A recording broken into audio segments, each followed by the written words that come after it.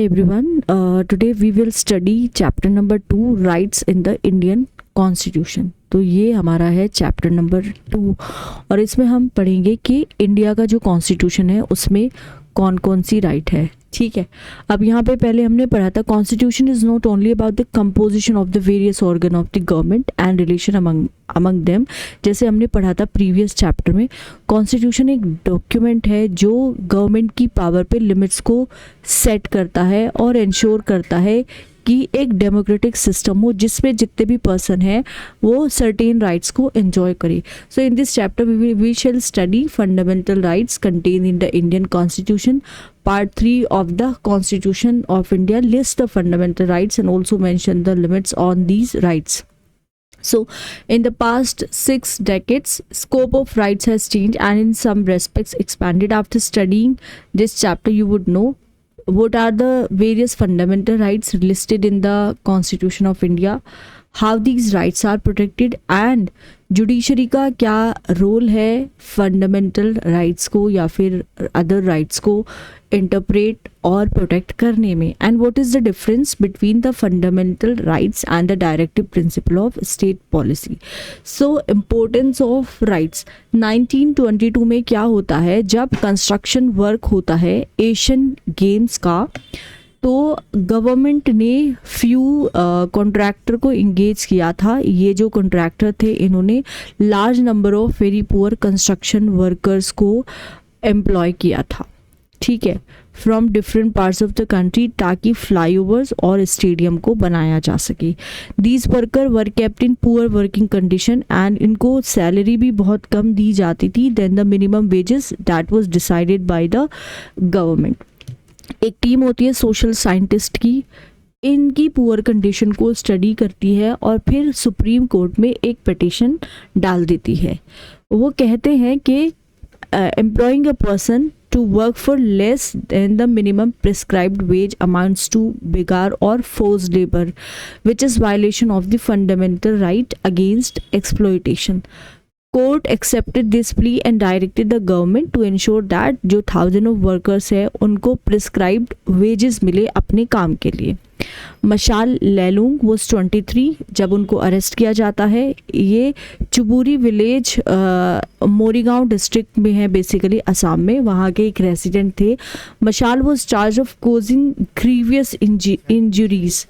He was found mentally too unstable to stand trial and was sent as under trial to Lokpriya Gopinath Bardoloi Mental Hospital in Tejpur for treatment.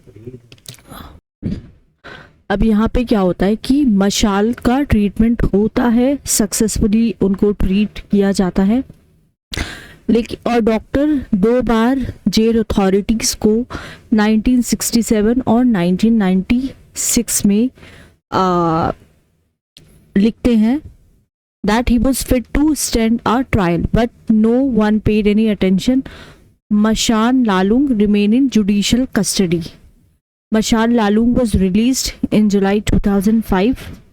He was 77 then and he spent 54 years under custody, during which his case never came up for hearing. He was freed when a team appointed by the National Human Rights Commission intervened after an inspection of under trials in the state.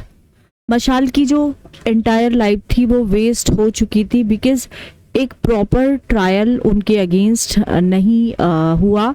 हमारा जो constitution है हर एक citizen को right to life and liberty देता है. इसका मतलब होता है हर एक जो सिटीज़न है उसके पास राइट है to fair and speedy trial. Mashal का केस शो करता है क्या होता है जब rights granted by the constitution are not available in practice. What if Mashal was a rich and powerful man? What if those working with the construction contractors were engineers? Would their rights have been violated? आप ये सोचिए कि जो engineers थे, पढ़े लिखे थे, क्या उनकी rights भी ऐसे ही violate होती जैसे कि पुअर लेबरर्स की वहाँ पे राइट्स वायलेट हुई. And would their rights have been violated. Okay, so अगर क्या होता अगर मशाल एक रिच मैन होता तो क्या तब भी उसको ऐसे ही अपनी एंटायर लाइफ जेल में ही बितानी पड़ती?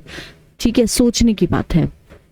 So, in the case of first instances also there was violation of rights provided in the constitution, but it was challenged in the court. As a result, workers could get what was due to them in the form of their rightful wages. Constitution guarantee of the right against exploitation ensured justice to these workers. Bill of Rights क्या होता है? ये जो दोनों example है show करते हैं कि कितना इम्पोर्टेंट होता है राइट्स का होना, राइट का having rights and actual implementation होना इन राइट्स का.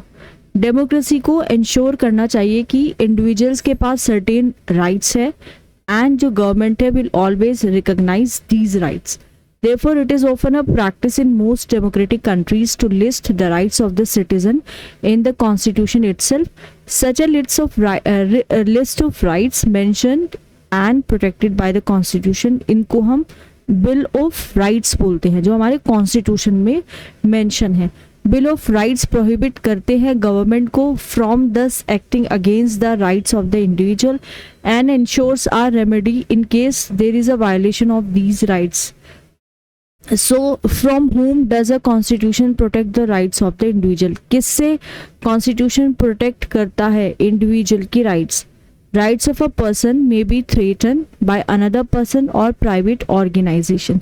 In such a situation, individual would need the protection of the government. So it is necessary that government is bound to protect the rights of the individual. On the other hand, organs of the government, जिनको हम legislature, executive, bureaucracy और even judiciary के नाम से भी जानते हैं, in the course of their functioning ये वायलेट कर सकते हैं इंडिविजुअल की राइट्स.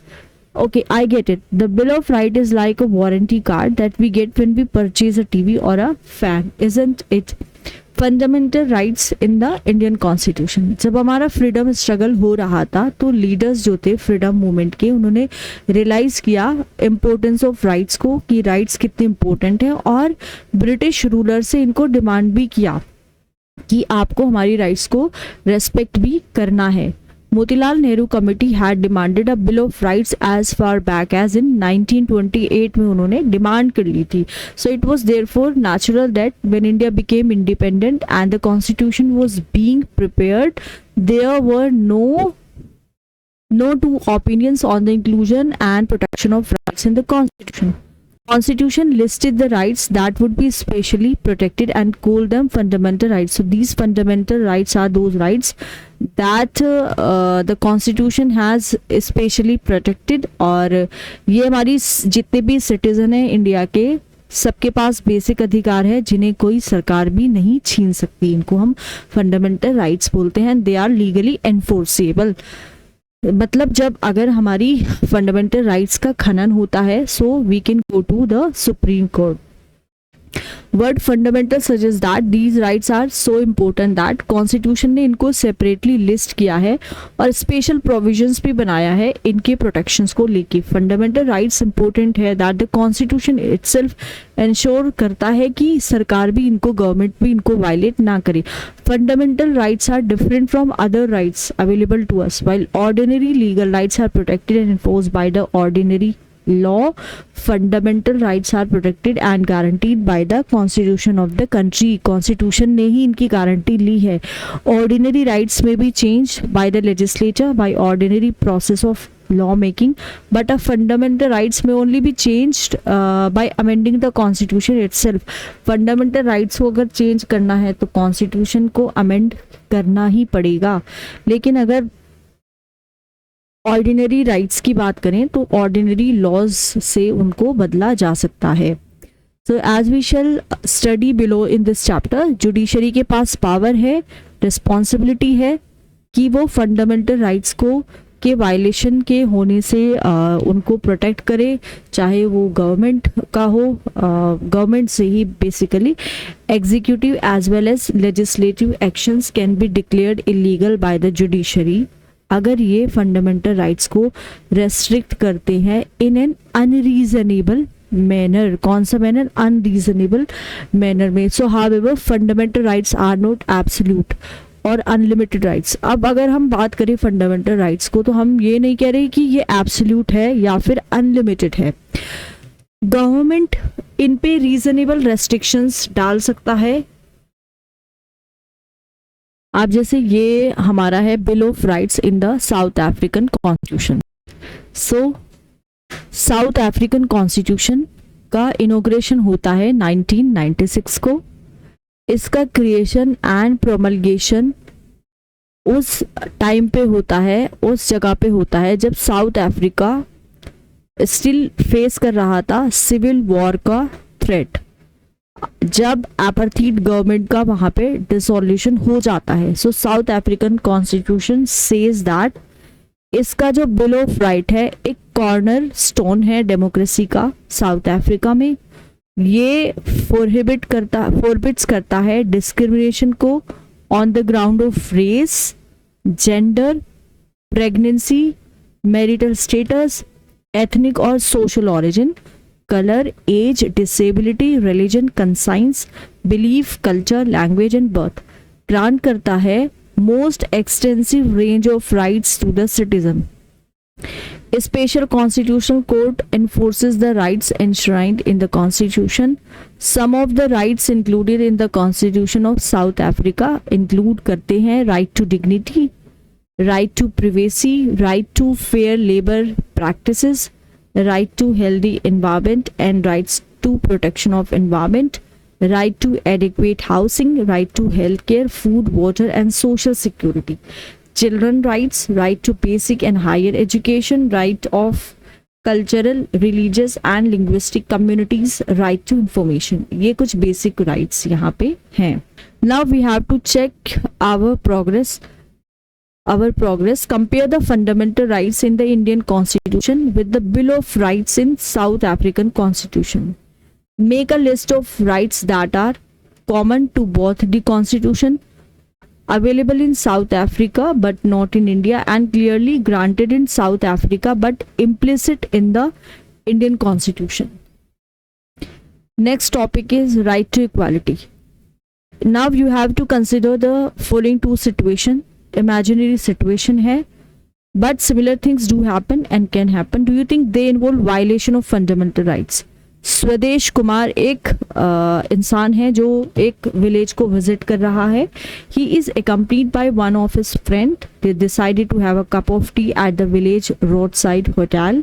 शॉपकीपर जानता था स्वदेश कुमार को, बट उसके फ्रेंड का नाम जानता है उसकी कास्ट को जानने के लिए.